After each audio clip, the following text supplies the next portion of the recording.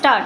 The issues arising in the present appeal are whether the service of notice invoking arbitration under Section 21 of the Arbitration and Conciliation Act 1996 on a person and joinder of such person in the application under Section 11 for appointment of arbitrator are prerequisites for an arbitral tribunal to exercise jurisdiction over him, and further, when can an arbitral tribunal implead a person to a arbitration proceedings? Stop.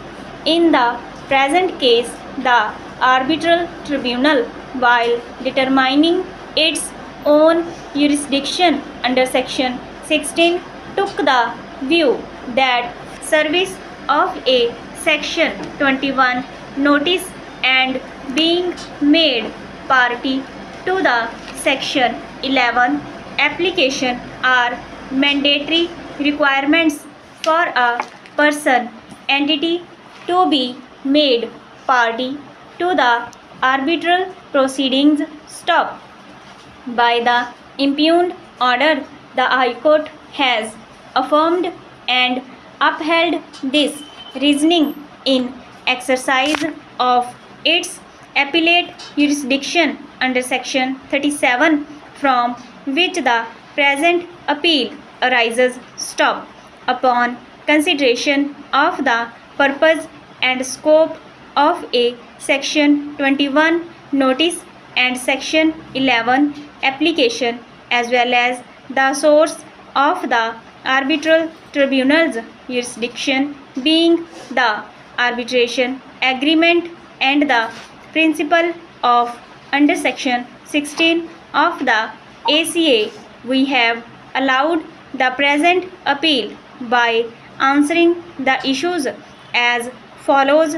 First, while a notice invoking arbitration under Section 21 is mandatory and fulfills various purposes by fixing the date of commencement of arbitral proceedings, non-service of such notice on a person does not preclude his impleadment in the arbitral proceedings. Stop.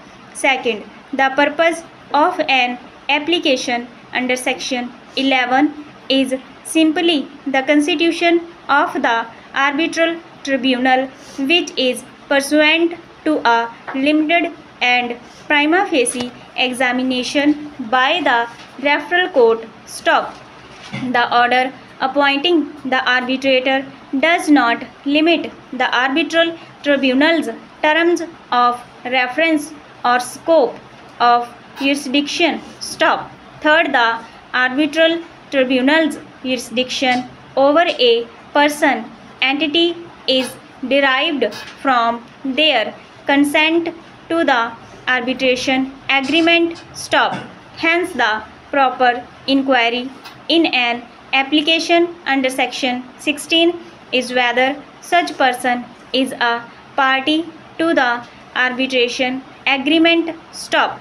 Fourth, in the facts of the present case, an arbitration agreement exists between the appellant and respondent numbers 2 and 3, and hence they can be impleaded as parties to the arbitral proceedings. Stop.